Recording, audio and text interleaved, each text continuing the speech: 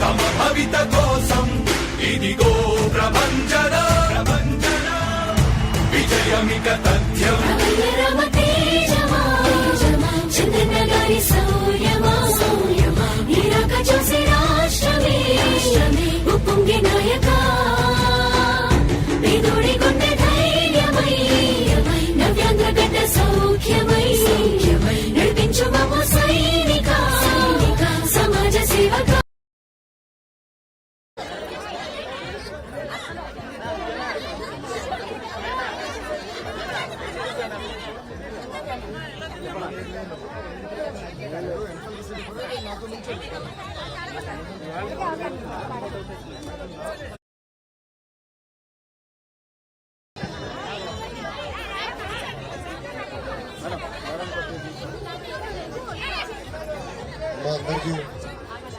అందరికీ నమస్కారం.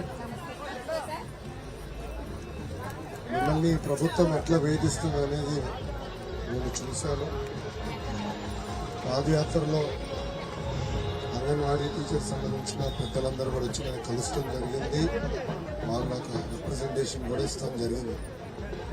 ఇక్కడున్న మిమ్మల్ని అందరినీ ఒకటే ఆలోచించమంటున్నా, 2014 నుంచి 19 మధ్యన మీకు ఏనాడు ఇబ్బంది లేకుండా ఆనాటి ముఖ్యమంత్రి బాబు గారు మీరు ఎప్పుడు వేతనాలు పెంచాలన్నా మీరు రోడ్ ఎక్కుతున్నారంటేనే జియో ఇష్యూ చేశారు.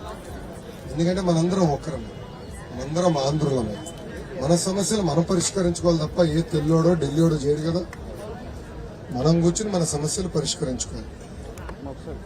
మీరు సమాజంలో చాలా కీలకమైన పాత్ర వహిస్తున్నారు. నాకు 8 సంవత్సరాల బాబున్నాడు. బ్రహ్మని ఎప్పుడు చెప్పేది, చిన్నప్పుడు మొదటి 3-4 సంవత్సరాలు కీలకమైన 3-4 సంవత్సరాలు. అప్పుడు పిల్లల ఆలోచనలు ఎట్లా మోల్డ్ చేస్తాం, దాన్ని బట్టి భవిష్యత్తు వాళ్ళు అట్లా ప్రవర్తిస్తారని బ్రహ్మని నాకు పదే చెప్పేది.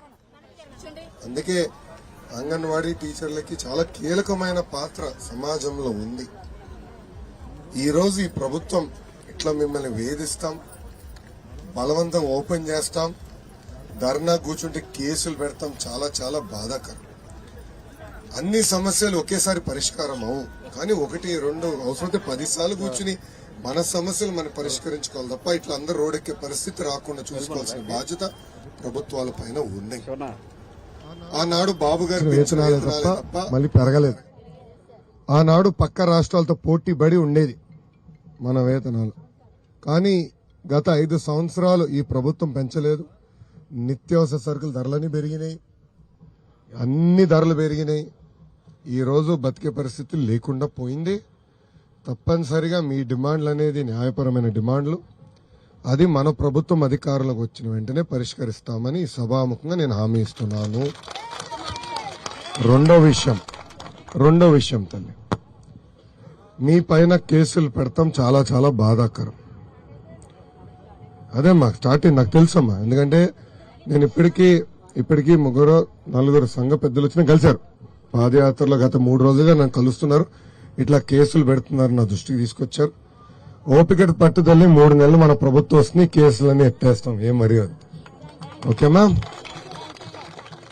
నేను నాడు నేడు ఎప్పుడు మిమ్మల్ని కోరేది ఒకటే ఉంటుంది, పసిబిడ్డలను జాగ్రత్త చూసుకోవాలి, పౌష్టిక ఆహారం ఇవ్వాలి, సమాజం పట్ల ప్రత్యేకంగా మహిళల పట్ల గౌరవించాలనేది అంగన్వాడీ కేంద్రం నుంచి పీజీ వరకు ఉండాలనేది బలంగా నమ్మే వ్యక్తిని. సో దాంట్లో మీరు కీలకమైన పాత్ర వహిస్తున్నారు. మీకు మేము అండగా నిలబడతాం. 3 నెలల ఓపిక బట్టని మన ప్రభుత్వం వస్తుంది. కూర్చుని మాట్లాడుకుని సమస్యలు మనం పరిష్కరించుకుందాం. ఒక ఉదాహరణమ్మా, నేను మీ సేవ ఐటీ శాఖ కింద ఉండే తల్లి. ఆనాడు మీ సేవ ఆపరేటర్లు ఈమెయిల్ పెట్టారు తల్లి నాకు, అన్న మాకు ఈ సమస్యని చెయ్యకపోతే మేము సమ్మకి వెళ్తాం. కానీ ఎందుకే మీకు అయింది, రాండి ఐటీ సెక్రటరీ గారు కూర్చుంటారు, కూర్చుని మన సమస్యలు మనం పరిష్కరిస్తామని 2 రోజులు పరిష్కరించాం. ఇప్పుడు పాపం మీ సేవలు కూడా రోడ్డు మీద పడేశారు. చూడండి ఎంత అన్యాయం. అట్లా ఉండకూడదమ్మా. ఎందుకంటే తరతరాలుగా మీరు పనిచేస్తున్నారు, కీలకమైన పాత్ర మీరు కానీ మీ సేవ ఆపరేటర్లు కానీ అందరు కీలకమైన పాత్ర వహిస్తున్నారు. కానీ ఈ రోజు కావాలని మిమ్మల్ని వేధిస్తున్నారు, ఇది సరికాదు. మీకు అండగా నిలబడుతుంది తెలుగుదేశం పార్టీని సభాముఖంగా నేను హామీ ఇస్తాను. ఓకేనమ్మా? నేను వెళ్ళొస్తాను.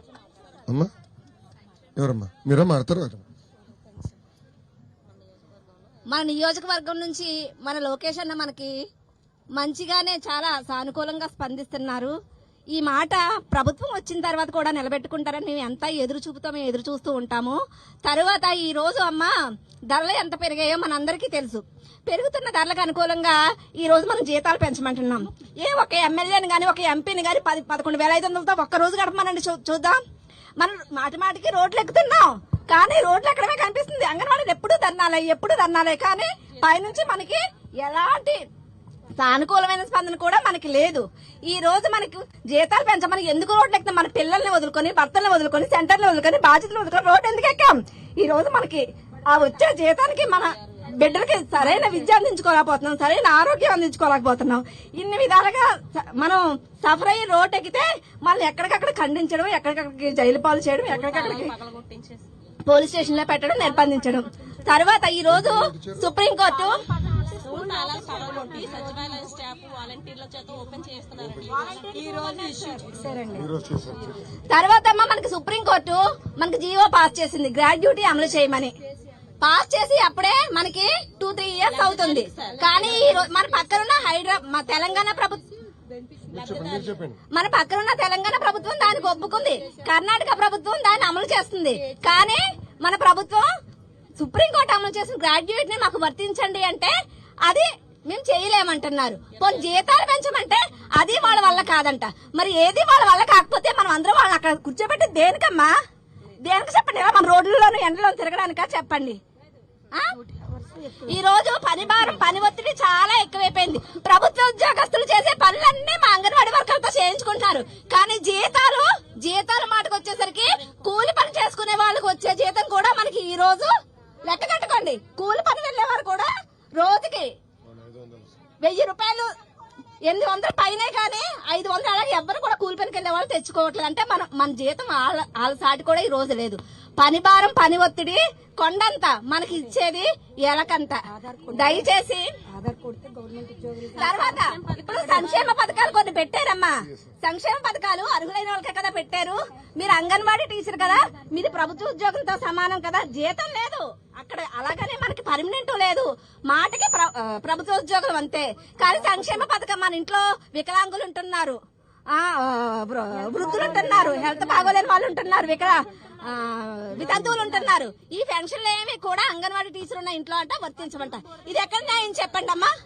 ఇది ఎంతవరకు సంబంధించి చెప్పండి. దయచేసి మేము ఈ రోజు ప్రతి ఒక్కరు కూడా తేలిగ్గా మాట్లాడుకుంటారు మేము రోడ్ ఎక్కితే. కానీ మా వెనకాతల చాలా సమస్యలు ఉంటాయని మేము రోడ్ ఎక్కుతున్నాం. కానీ మాకు అన్ని బాగుండి మాకు సరదా చెప్పండి. ఇలాగ అన్ని వదిలేసుకొని 9 గంటల నుంచి 5 వరకు 3 రోజులు బట్టి ఇలాగ మేము టెంట్లు వేసుకొని చేయడానికి మా ఆడవాళ్ళం మేము వస్తున్నాం అంటే మా కడుపు ఎంత రగిలిపోయి కడుపు ఎంత మండుతుందో కనీసం మీరు అర్థం చేసుకొని మా ఎంత మీరు నిలబడతారని. అలాగే మన నియోజకవర్గంలో 1500 పైగానే అంగన్వాడీ సెంటర్లు ఉన్నాయి. మాకు మేనిఫెస్టో రూపంలో మా సుప్రీంకోర్టు అమలు జీవో పాస్ చేసిన గ్రాడ్యుయేటీ మా జీతాల పెంపు మేనిఫెస్టోలో పెడితే కనుక మా 1500 కుటుంబాల నుంచి 10,000 ఓట్లు లేవన్నా మనకి పడతాయి. ఈ ఓట్లన్నీ మన ప్రభుత్వానికి వేస్తామనేసి మా యూనియన్ తరఫు నుంచి మేము మాట ఇస్తున్నాం, సపోర్ట్ చేస్తున్నాం. అమ్మా ఒక్క నిమిషం దయచేసి, ఇక్కడ అందరూ కొంచెం ఓపిక వినాలి. మేనిఫెస్టోలో సూపర్ 6 బాబు షూరిటీ, భవిష్యత్ గ్యారంటీ మీకు తెలుసు. ఊరూరు మనోళ్ళు తిరుగుతున్నారు, తెలుగుదేశం పార్టీ, జనసేన పార్టీలు కలిసి తిరుగుతున్నారు, బాండ్లు ఇస్తున్నారు, గడప గడపకి వచ్చి వివరాలు సేకరించి. అంటే ఇంతమంది రైతులున్నారా, నిరుద్యోగులున్నారా, అది తెలుగుదేశం పార్టీ మేనిఫెస్టో అమ్మా. ఇది అష్యూరెన్స్. నేను చెప్తున్నా, అందరు రికార్డ్ చేసుకుంటున్నారు కదా, ఎక్కడ పోతా నేను పరదాలు పరదాలు కట్టుకుని తిరగాలన్న ఆలోచన నాకు లేదు కదా. ఆనాడు అంగన్వాడీ జీతాలు పెంచుతాను మేము మేనిఫెస్టోలో పెట్టలా, కానీ పెంచినాం కదా, అవునా కాదా తల్లి? అవసరమైన సరుకులు సకాలంగా అందించే వాళ్ళం. నేను పంచాయతీరాజ్ గ్రామీణాభివృద్ధి శాఖ మంత్రి ఉన్నప్పుడు అంగన్వాడీ భవనాలు కట్టాలని యుద్ధ ప్రాతిపదికంగా ఆనాడు పాపం పంచాయతీరాజ్ సిబ్బంది ద్వారా కట్టించాం కదా. అవన్నీ మేము మేనిఫెస్టోలో పెట్టామా? లేదు. మీరు చాలా కీలకమైన పాత్ర సమాజంలో వహిస్తున్నారు, దాంట్లో ఎలాంటి సందేహం లేదు. మీకు మేము అండగా నిలబడతామని నేను హామీ ఇస్తున్నాను. మీరు మళ్ళీ రోడ్ ఎక్కకుండా చేసే బాధ్యత మేము తీసుకుంటాం తల్లి. ఓకేనమ్మా? థ్యాంక్ యూ అమ్మా. ఏమనుకోదు, పట్నంకి వెళ్ళాలి. ఓకేమ్మా, థ్యాంక్ యూ.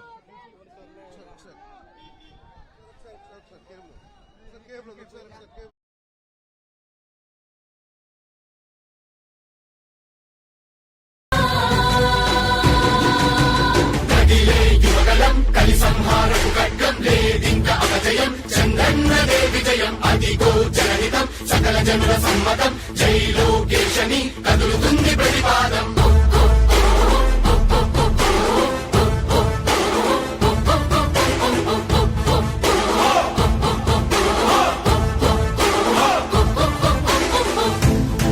దళపతి జ్వలించే అధిపతి లేదయ్యా నీకు ఇక సాటి జనాల దుస్థితి మారేటి పరిస్థితి కనిపించే నీ యాత్రతోటి దళపతి జ్వలించే అధిపతి లేదయ్యా నీకు ఇక సాటి జనాల దుస్థితి మారేటి పరిస్థితి కనిపించే నీ యాత్రతోటి రా ప్రజా యుద్ధమా రణక్షేత్రపు సమరమా